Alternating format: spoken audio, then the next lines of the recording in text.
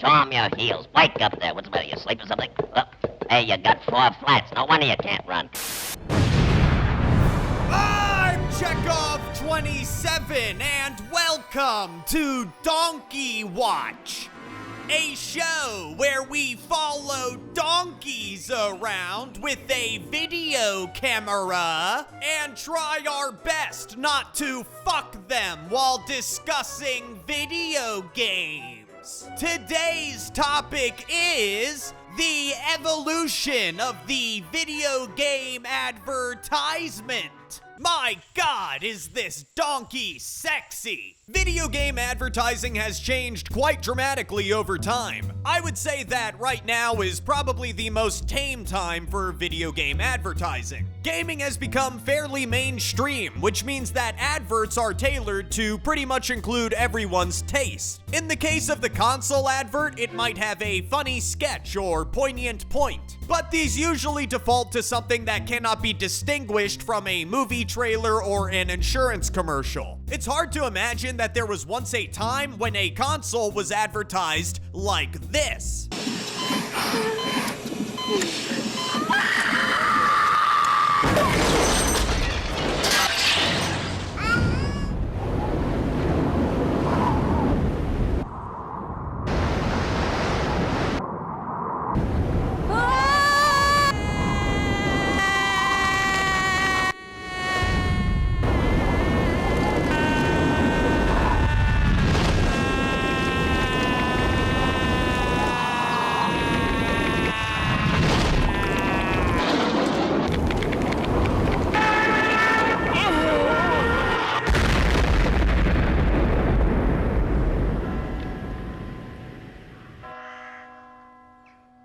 Is real, and I know for a fact that the director of this commercial was a perverted donkey fucker, because that director was me. And yes, we all love to laugh at the Japanese for their silly commercials and their propensity to get nuked by the United States, but our commercials used to be just as fucking nuts. And we are quite capable of nuking ourselves. Thank you very much. So join me in the anal cavity of my time-traveling donkey as we go back, way back, to the beginning.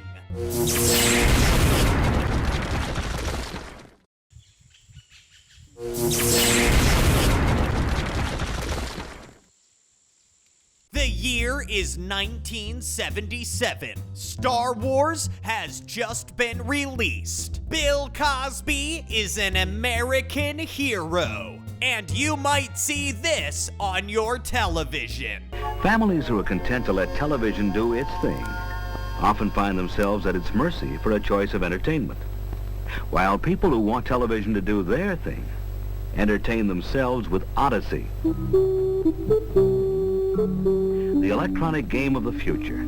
This was a time before video games were seen as a children's toy. In fact, most people didn't know what the fuck a video game was. That's why this plays like an instructional video. The Magnavox Odyssey was marketed towards the whole family, and its commercials were very simplistic and pretty much what you would expect of the time. It wouldn't be until later on that we would see more variations in these adverts, like with the Atari 2600, whose commercials really focused on the sheer volume of games you could get for it. That's so fast. I want a system that can play hundreds of games. Oh, then what you want is the Atari 2600. These commercials really tried to stress how much value you could get with the Atari, as opposed to showing off the games. This is because Atari 2600 games, such as baseball, tend to look like two oddly shaped penises wiggling around a triangle. Any commercials focused on the Atari games themselves usually used actors to show you what the game was intended to be, sometimes even flat out telling you what the fuck is happening on your screen.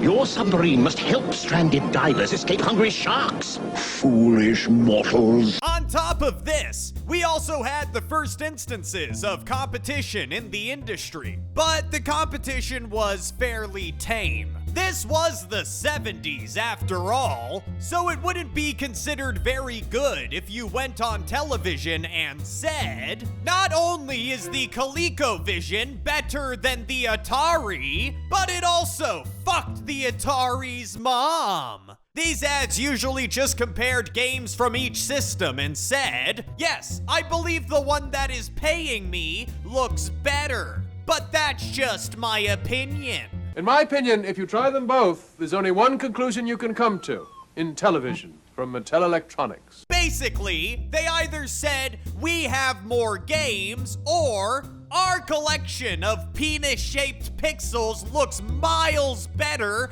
than their collection of penis-shaped pixels. These consoles were initially marketed as something that the whole family could enjoy. Hell, the Intellivision had tax software and workout routines. It wouldn't be until later on that video game consoles were marketed more towards children. Then why are you buying the Atari 2600?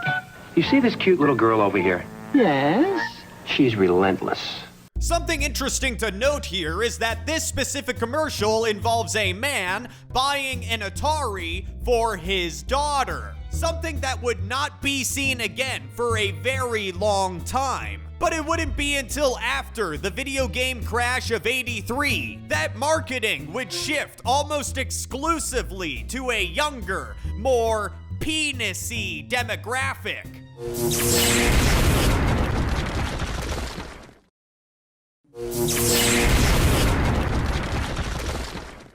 The year is 1990. Nelson Mandela has just been released from prison. Bill Cosby has his own TV show. And Nintendo and Sega are mud wrestling naked with commercials like this. Genesis does. 16-bit arcade graphics. You can't do this on Nintendo. Genesis does. 16-bit sports action. You can't do this on Nintendo.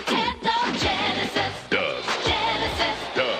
Genesis Does. Genesis Does. Genesis does. Get Joe Montana free, Pat Riley free, Buster Douglas free, Super Monaco GP free, or Collins free.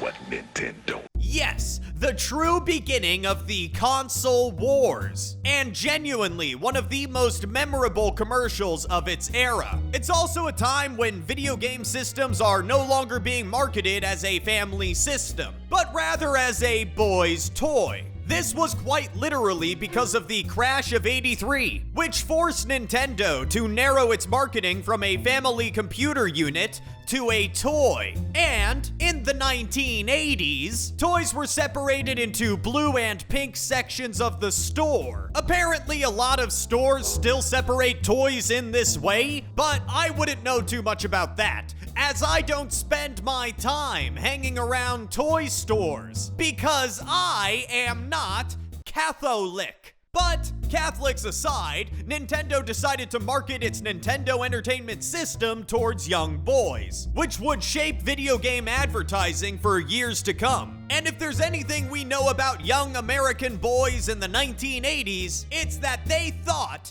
they were cool. It's the Legend of Zelda, and it's really rad. Those creatures from Ganon are pretty bad. Octoroks, Tektites, levers too. But with your help, our hero pulls through. If you are of the female persuasion, I completely understand if you need to pause the video in order to change your underwear. Yes, this is around the time video game commercials started to get weird. Zelda! Octoroks! Which way you go? Good times!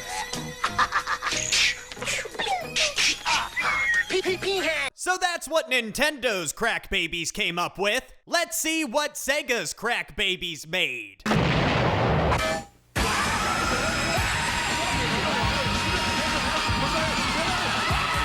What the heck was that? Forgot what I was gonna say. Welcome to the next level.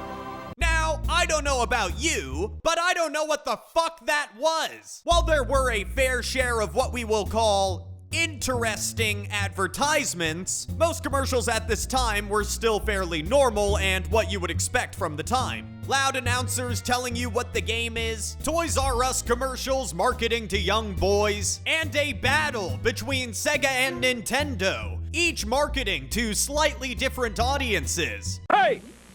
You still don't have a Sega CD? Huh? What are you waiting for? Nintendo to make one? You have seen the games, right?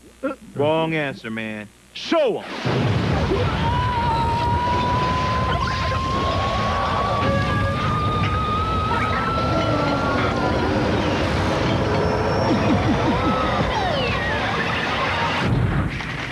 Want to see more? Sega was definitely facing an uphill battle against Nintendo, who accounted for 90% of the video game sector in 1990. So Sega decided to point their marketing towards an edgier audience, with games centered around sports and more violent titles, while Nintendo kept more in the lane of younger boys. You can really see this marketing in their mascots. Sega had Sonic, a too-cool-for-school hedgehog who ate chili dogs. And Nintendo had Mario, a fat Italian man who fixed pipes for a living and spent his off time crushing turtles with his bare feet. To really sell the edginess of their system, Sega released commercials that directly attacked Nintendo. One such commercial being the famous Genesis Does What Nintendo Don't advertisement. This, on top of being one of the most memorable advertisements I have ever seen, really pushed the idea that the Genesis was not just some kid's toy. On top of that, the Genesis was also more powerful, with a whole 16 bits over the NES's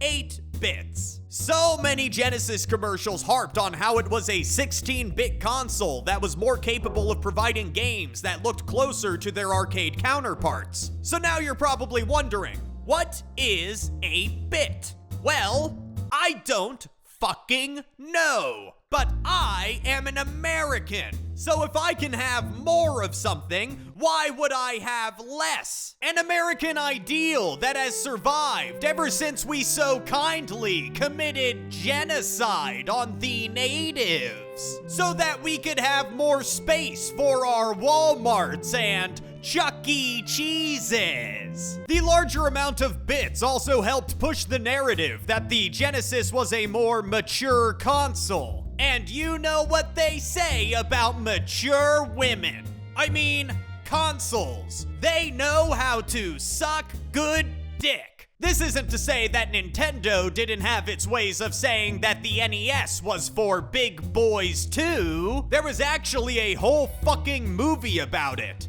I love the Power Glove. It's so bad. And as we all know, bad is good. Hello, sir. How is your coffee today? It's fucking awful. Why, thank you. But this is also when one of the more famous marketing stunts in video games was conceptualized. The 1990 Nintendo World Championships. That's right. You now have the opportunity to go up there and prove your video game skills for a chance to win a NWC cart, as well as some cold, hard monies. Or you could simply mail in for a chance to win a different NWC cart made out of solid plastic. But you would only get this opportunity if you had a Nintendo Power subscription. That's right, you could get Nintendo Power magazines that had news, fan service, and strategies on how to beat the games that you owned. Nintendo Power was fairly successful in its time, but thanks to the internet, it's basically obsolete nowadays. Why pay Nintendo for pictures of Mario's feet when I can pay someone on Fiverr for this? But that's enough of the 80s and 1990. Moving on.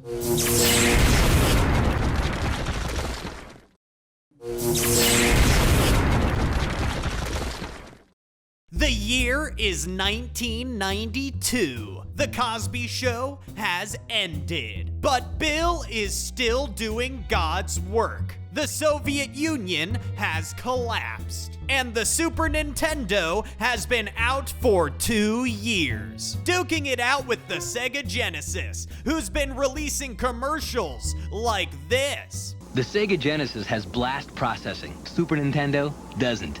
So what's blast processing do?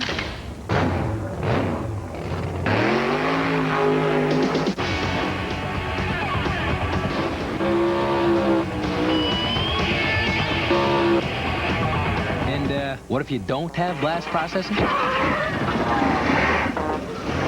So, what the fuck is blast processing? Well, it was an intentionally vague term coined by Sega to accentuate the slightly greater processing power that the Genesis had over the Super Nintendo. Now, did this increased power make an actual difference? Not really, but it was a marketing gimmick used to show that the Genesis was still more edgy and mature than the Super Nintendo. And this shit fucking worked. By 1992, Sega controlled 65% of the 16-bit market. This was the first time that Nintendo was not on top. The Genesis would then go on to outsell the Super Nintendo for 4 consecutive Christmas seasons. This is because, on top of their aggressive and effective advertising, the Genesis was cheaper and had a bigger library. So, what do you do when your competition is fucking you in the ass without any lube? You get on their level. So Nintendo started advertising in a more edgy way, using loud rock music with a new slogan, while directly mocking the grotesque 32X and CD add-ons that the Genesis sported for specific games. Gone were the days of family-friendly narrators. It was the 90s after all, a time for rock and roll and Paul Rudd. The competition over who had a more mature console was growing every day, accentuated by the release of a little-known title called Mortal Kombat! A game so controversial it prompted the US Congress to actually do something. But kids didn't care about controversy, they cared about blood. And which home console version of Mortal Kombat had blood? The one on Sega Genesis, further cementing their console as the one for the big boys. It's incredible, each company trying to outdo each other with how edgy and odd they can be. Sega would release this. Welcome to the next level!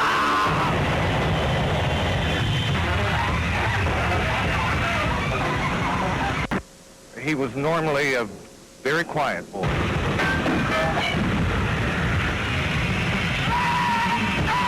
Then Nintendo would release this. Seen a rash of these lately. TMK. TMK? Too much Kirby. Think you can't get too much of a good thing? Try new Kirby Superstar. It's full-blown Kirby, inflated with 8 Kirby games, bloated with 23 Kirby enemies, bulging with new Kirby powers. Get him into observation. New Kirby Superstar, only on SNES. Can your system handle it? Meanwhile, third-party games were being advertised like this. If you want to get out of this place alive, you're going to need a compass, camouflage clothing, a 2-week supply of food and water, and a high-powered radio, and some bug repellent. But you're not getting none of that. All you're getting is bananas and underwear.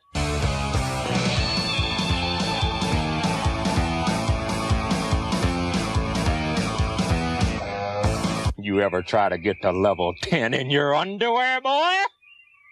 This is what happens when you don't have the Cosby Show. This was truly a batshit time of companies blatantly attacking each other in their commercials, with all the subtlety of a Ubisoft executive sexually harassing an employee.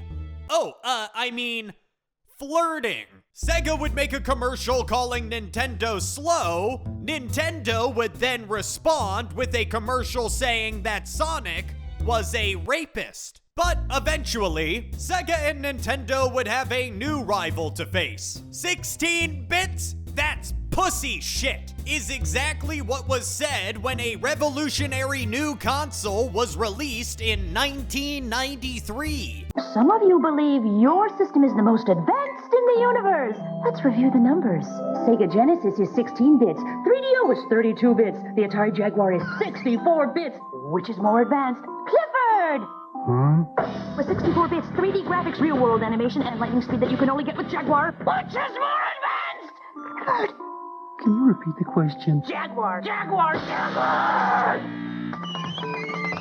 Now, I'm gonna be honest here. I see a lot of myself in this woman. And by that I mean, I want to have sex with her. Sadly, the Jaguar was basically a dumpster fire, if that dumpster happened to be filled with babies and puppies. And I guess their brave commercials that painted the consumers as mindless idiots who couldn't do basic addition did not help them. Regardless, I still want to have sex with this woman. So, if she happens to be watching this video, my Twitter is in the description and my DMs are open. Now, let's get to the real new kid on the block.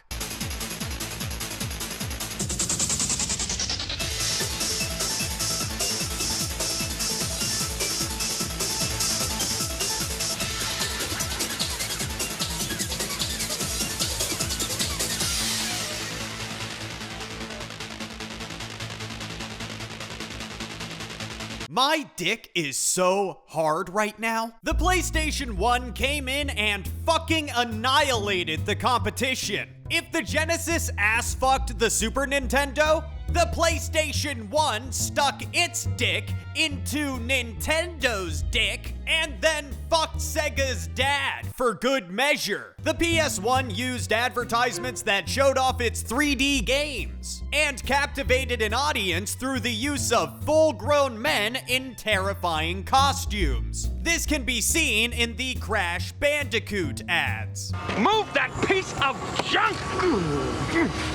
Hey, honk this, pal. Go ahead, make my day.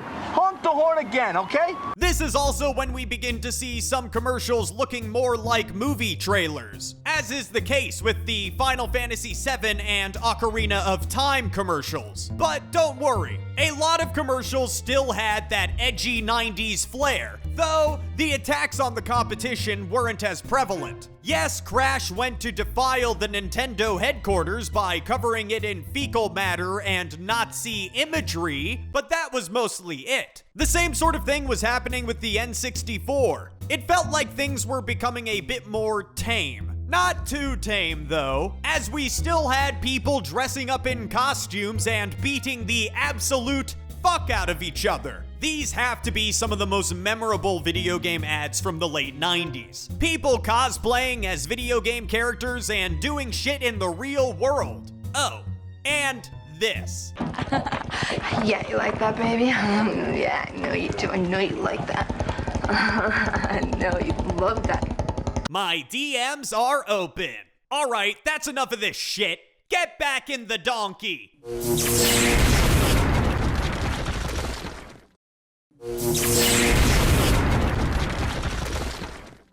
The year is 2002, 1 year after 9/11, which both ravaged yet united the country. Bill Cosby has just been awarded the Presidential Medal of Freedom, and online gaming is the future.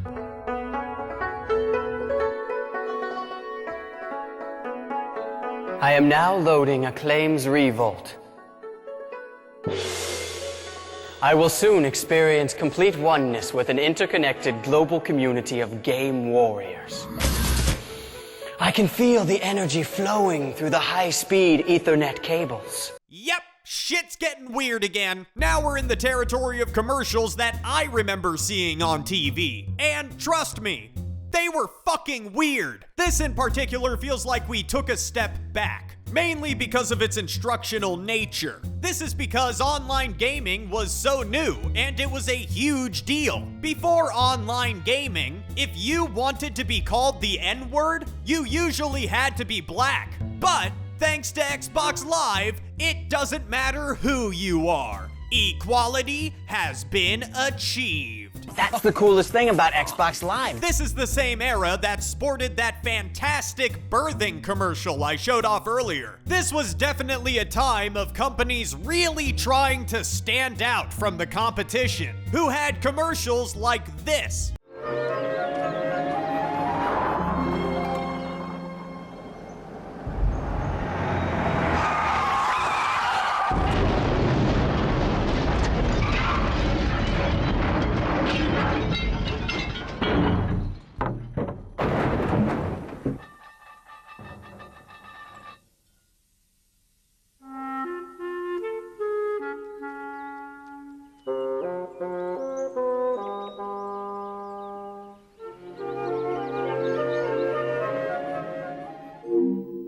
I would make a joke about that being directed by David Lynch, but that commercial was actually directed by David Lynch. Okay, maybe Nintendo's doing something normal?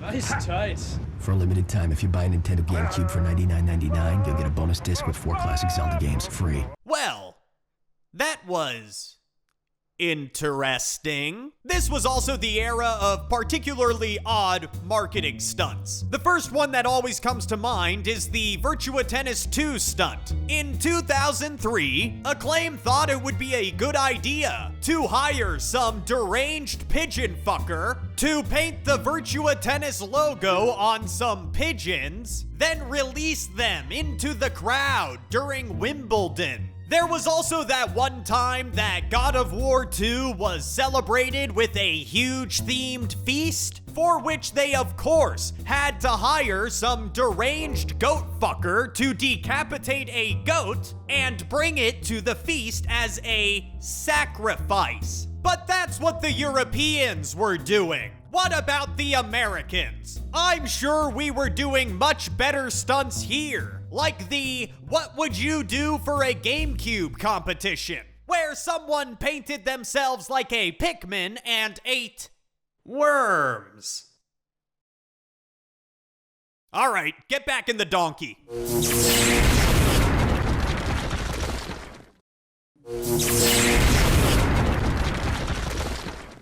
The year is 2008. Barack Obama is elected the first black president. Fidel Castro has stepped down as the leader of Cuba. You can watch The Cosby Show on Nick at Night, and you might see this.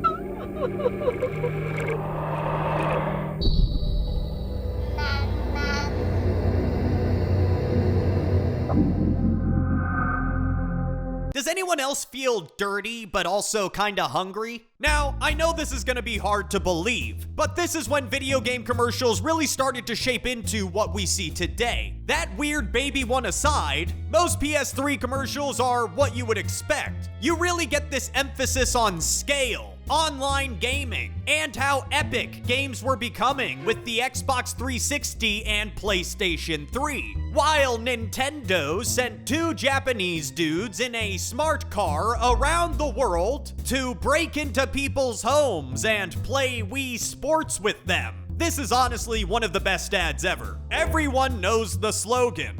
We would like to play.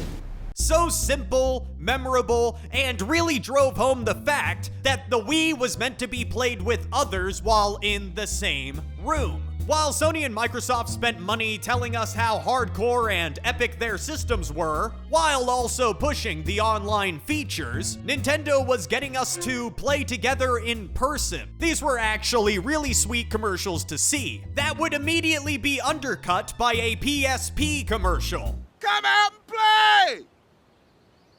I can't! I'm playing Nut! But there's Portable Nut! What? Yeah! It's a nut you can play with outside! PSP. It's like a nut you can play with outside. Chronically masturbating squirrels aside, Sony did have its fair share of really good advertisements. After they set their launch price ridiculously high and pumped the initial PS3 with a bunch of useless shit, they set out to release a much cheaper, slim version, which was usually advertised by this guy. Once the darling of gamers everywhere, PlayStation lost its way with the launch of the PS3. It was overpriced, over-engineered, and marketed to hardcore gamers as a system so powerful, plastic infants would literally weep in its presence. Seen as intimidating, arrogant, and out of touch, PlayStation needed to ignite a new love affair between gamers and the PS3. In short, they needed me. Kevin Butler was a fictional Sony executive who appeared in many PlayStation 3 ads, and we can see him here mocking the Kinect while comparing it to the PlayStation Move. Plus, PlayStation Move's not only crazy precise, it's also got what we in the future call buttons, which turn out to be pretty important to those handful of millions of people who enjoy playing shooters, platformers, or, well, anything that doesn't involve catching a big red ball. So, I mean, come on. Who wants to pretend their hand is a gun? What is this, 3rd grade? Ah yes, the PlayStation Move, the dildo of motion gaming. Kevin Butler was incredibly popular, funny, and oh so very sexy, until the actor who played him appeared in a tire commercial that featured the Nintendo Wii, which meant he had to be sued and subsequently fed to Sony's executives, who used the nutrition they gained from his body to create PlayStation All-Stars. But was it worth it? As you can see, the main changes in this era involved everyone getting off of drugs, except for whoever made Sony's commercials. Advertisements no longer had overly aggressive narration and didn't blatantly attack the competition that often. The focus was usually on the console or games themselves, and maybe making an occasional dig. But there was also this focus on the growing community of gaming. The Wii commercials showed off how it could be great for parties, while the 360 and PS3 advertisements showed off how big their communities were becoming. PlayStation had a particularly fantastic ad that showed this off by placing all of its characters in a bar, toasting to a gamer who had played as all of them, and zooming out to show the wall and ceiling covered with portraits of other gamers. And this all continued with the PS4 and Xbox One, but with the added concept of characters bringing you into the game. Meanwhile, the Wii U did this. DK's in, this is gonna be bananas. I'm not in. You're not in? I don't have one of those. I love you, you're my brother, but I don't know if you're ready. It's his time. Were you ready when I took your favorite princess away from you? No, and I actually didn't make it into the track team that day, so I was kind of upset. That was just a personal thing. You didn't make the track. I mean, I made the track team. It's a no-cut thing. No, there is a cut. I gotta get one. Go get your mom and get one so you can get in. Wow, I never knew that gonorrhea could be presented in a commercial format. But sadly, we were really starting to miss out on all the batshit crazy commercials of the 90s and early 2000s. And I kind of miss them, to be honest. Even the creepy baby one. Not to say that all of the ads in this time are bad. Some of them are absolutely amazing. They just feel safe. But you know what was not safe? The goddamn marketing stunts. These motherfuckers were out for blood. Literally this time. In 2007, a radio station in Sacramento, California held a contest called Hold Your Wii for a Wii. The competition was to see who could drink the most water, and the winner of the competition fucking died. Specifically of water intoxication. That's fucking real. You can't make that up. Although, to be fair, this situation was the fault of the radio station, not Nintendo. But that doesn't mean that video game companies were doing particularly normal marketing campaigns at the time. Case in point, Resident Evil 5 was marketed with a stunt that involved hiding realistic-looking human remains around London as a scavenger hunt. Nice. Needless to say, the cops were called and some of the remains were never found. Obviously stolen by some deranged donkey fucker who plans to use them for sexual purposes. And no, I am not returning them. But other than that, things are still pretty tame here. Not bad, just tame. Most likely because the average age of gamers was increasing and the disparity in gender was no longer as harsh as before. So let's see how it's going in the modern day. Come on, everyone, get in the donkey.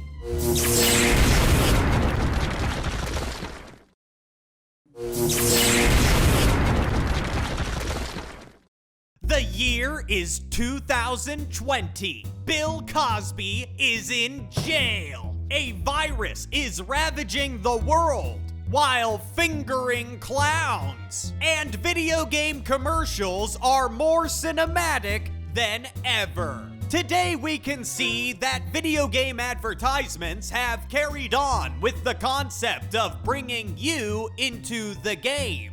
And that's not a bad thing. But we are definitely lacking in the department of complete insanity. Unless we're talking about the Rick and Morty PS5 commercial, which is good, but outnumbered by the rest of the more safe advertisements. I'm of the opinion that the best ones right now are the Nintendo Switch commercials. But more often than not, all of this stuff blends together. There isn't much of a reason that one is for PlayStation or Xbox. That is, unless the advertisement is focused on some particular gimmick, like the DualSense's haptic feedback. Switch commercials, on the other hand, are a bit more unique. Nintendo markets slightly differently, and their commercials just stand out more to me. They tend to focus more on the Switch's portability and how it's fun for the whole family, rather than the concept of immersion. Notice how often children are present in Switch commercials, as opposed to Xbox and PlayStation. The Switch commercials also tend to be a little cheesier, and I actually find that quite charming. But the PlayStation and Xbox commercials being similar does make sense. Recent statistics show that the average age of a gamer in the United States is between 18 and 34. And the split between male and female gamers is much lower than it was in the 80s and 90s. This means that everything needs to be fairly accessible to everyone in the market. It also means that it's specifically catering to the 18 to 34 demographic,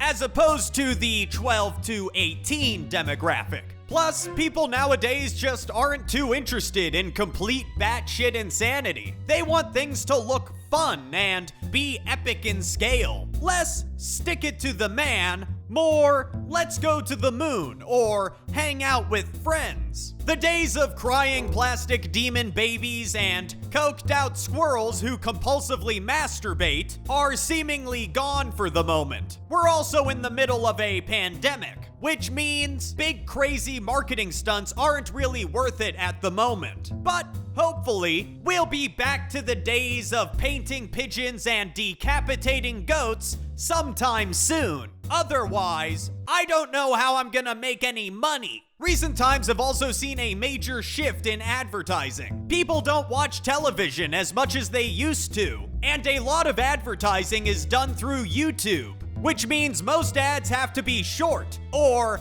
grab your attention before you can skip them. But there is another way for game companies to advertise, and that is through streamers and YouTubers. YouTubers and streamers often receive free copies of games in hopes that they'll review them or play them on their channels. This is incredibly beneficial for games companies, as it doesn't cost as much as making a full-blown advertisement for a game. They usually just have to give out some free Steam keys. Now, I do want to stress that I don't think the advertisements today are bad. Hell, some of them are really good. I just have a lot of nostalgia for the batshit insanity and cheesiness of some of the older ads. I mean, the advertisements we have today are fine, but I don't think I'm gonna remember too many of them. Ask yourself, when was the last time you saw a video game commercial that made you truly excited for the commercial itself?